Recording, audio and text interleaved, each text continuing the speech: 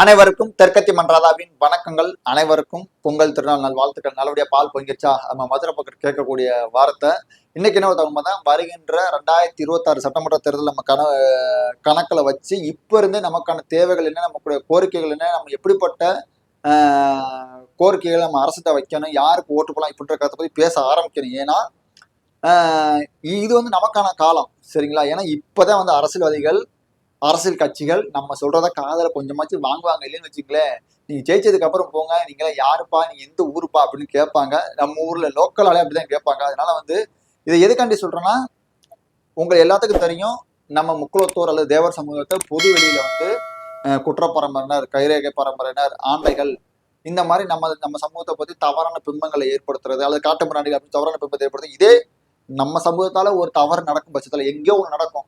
இப்ப இந்த கவின் கொலை அல்லது ஏதோ ஒன்று எங்கேயோ ஒன்று நடக்கும். உடனே இந்த சமூகத்துல மொத்தமே இப்படித்தான், இவங்க எல்லாம் பாத்தீங்களா இன்னும் காட்டு முன்னாடி இருக்காங்க, இவங்களுக்கு திரும்ப கைரேகை சட்டத்தை கொண்டு வரணும், குற்றப்புற சட்டத்தை கொண்டு வரணும் சொல்லி பேசுவாங்க. ஆனா நம்ம சமூகத்துக்கு ஒரு பாதிப்பு வரும்போது ஒரு பையன் ஆடமா பேச மாட்டாங்க. அது அரசியல்வாதி முதற்கொண்டு, மீடியா முதற்கொண்டு யாருமே பேச மாட்டாங்க. அதுக்கு நிறைய உதாரணம் சொல்லலாம். ரம்புத்தேவர் கொலையா இருக்கட்டும், ராம்பிரசாத் கொலையா இருக்கட்டும், நம்ம மணிகண்டன் கொலையா இருக்கட்டும், நிறைய விஷயங்களை சொல்லலாம். இப்படி இருக்கு. அது போக நம்ம வரலாறுகளையும் பண்பாடுகளையும் கலாச்சாரங்களையும் இப்ப கல்லர் பள்ளிகளை பேர் மாதம் அழிக்கிறாங்க, அதை தடுக்கணும். டிஎன்டி ஒற்றைச்சான்றல் கேட்கணும், தேவர் அரசாணை கேட்கணும். இது மாதிரி நிறைய இருக்கு. அப்ப தேவர் கல்லூரிகளை மீட்டெடுக்கணும், அது தேவர் மக்கள்கிட்ட இருக்கணும். அப்புறம் பாத்தீங்கன்னா சாதிவாரி கணக்கெடுப்பு எடுக்கணும். இப்படி நிறைய விஷயங்கள் நமக்கான கோரிக்கைகள் இருக்கு. அதே மாதிரி அரசு வேலையில, கல்வியில, வேலை எப்படி நம்ம எப்படி முன்னேறி போகணும் இப்படியும் யோசிக்க வேண்டியிருக்கு. அப்ப இப்படி இருக்கும் பட்சத்துல இன்னைக்கு ஒரு பதிவு பார்த்தேன். அகில இந்திய பசும்பொன் முன்னேற்ற கழகத்தின் தலைவராக இருக்கக்கூடிய அண்ணன் மதிப்புக்குரிய மூர்த்தி தேவர் அவர்கள் ஒரு பதிவு போட்டிருந்தாங்க. தேவர் பேரை வச்சுக்கிட்டு சிலவர் ஜிபே மூலம் பணம் சம்பாதிக்கிறாங்க, தங்களை புரளியா காட்டிக்கிறாங்க அப்படின்னு பதிவு போட்டிருந்தாங்க. அது யாரை போட்டாங்க, யாருக்காண்டி போட்டாங்க அப்படின்னு தெரியல. அதற்கு கீழே பதிவு நேதாஜி சுபாஷ் சேனையினுடைய தலைவராக இருக்கக்கூடிய மதிப்புக்குரிய அண்ணன் மகாராஜன் அவர்கள் ஆனா இது மட்டும் பண்ண இது போன்ற நிறைய விஷயங்கள் நடக்குது அப்படின்னு சொல்லி ஒரு தவறான ஒரு கருத்து போட்டிருந்தாங்க. எனக்கு என்னடா ஐயா, நல்லாதானே போய்கிட்டு இருந்துச்சு. இப்பதானே, ஏன்னா இது தேர்தல் டைம், இப்பதான் முக்குளத்தோர் சமூக தலைவர்கள் எல்லாம் நம்ம ஒன்னா இருந்து, ஏன்னா நம்ம சும்மா தான் ஆண்ட பரம்பரை பெருமை பேசுறோம், சரிங்களா? உண்மையிலே நம்மளுக்கு என்ன மதிப்பு இருக்கு நீங்களே யோசனை பாருங்க. நமக்கடி குரல் கொடுக்க யார் இருக்கா, நல்லா யோசனை பாருங்க அப்படின்னு சொல்லி போய்கிட்டு இருக்கும். இதெல்லாம் திரும்ப இப்படி இருக்கே அப்படின்னு யோசனை பண்ணிக்கிட்டு இருந்தேன். அதாவது நம்ம அறிவுரை சொல்ற அளவுக்கோ அல்லது இவர்களுக்கு அட்வைஸ் பண்ற அளவுக்கு நம்ம மிகப்பெரிய ஆளும் இல்லைங்க. அவர்கள் கள போராளிகள், அனுபவசாலிகள். அதனால எங்களை போன்ற இளம் தலைமுறைகளுக்கு நீங்க ஒரு முன்மாதிரியாக இருந்து செயல்பட வேண்டும், சரிங்களா? நம்ம அதாவது நம்மளுக்குள்ள 1008 பிரச்சனைகள் இருக்கும். முரண்கள் இல்லா மனுஷனே இருக்க மாட்டான், சரிங்களா? நான் பேசுறது உங்களுக்கு பிடிக்காது, நீங்க ஏன்னா முரண் இருந்தாதான் மனுஷன், சரிங்களா? ஆனா நம்ம எல்லாரும் என்ன சொல்றோம், முக்குளத்தோருடைய முன்னேற்றம், முக்குளத்தோர் கல்வி வளர்ச்சி இப்படின்னு பேசும்போது அப்ப நம்ம சில முரண்களை தவிர்த்துட்டு நம்ம மக்கள் நலன் அப்படின்னு வாங்க அப்படின்றது என்னுடைய தாழ்மையான கருத்து. அப்புறம் பாத்தீங்கன்னா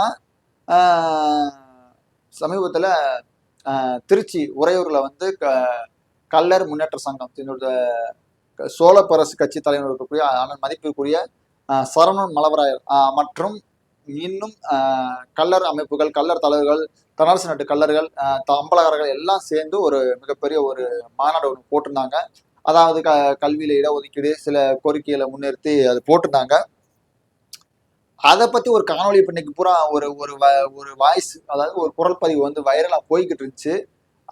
அந்த குரல் பதிவுடைய சொந்தக்கார ஐயா யாருன்னு பாத்தீங்கன்னா, அந்த சோழப்பரசு கட்சியினுடைய பொதுச் செயலாளர் இருக்கக்கூடிய, கொள்கை பரப்பு செயலாளர் இருக்கக்கூடிய அண்ணன் உறையூர் சாமி தொண்டைமன் ஐயா அவர்கள் பேசியிருப்பாங்க உங்களுக்கு. அது யாரோ ஒரு மறுபக்கம் பேசக்கூடிய பாத்தீங்கன்னா பிரேமல கல்லர் சமுதாயத்தை சேர்ந்தவர்.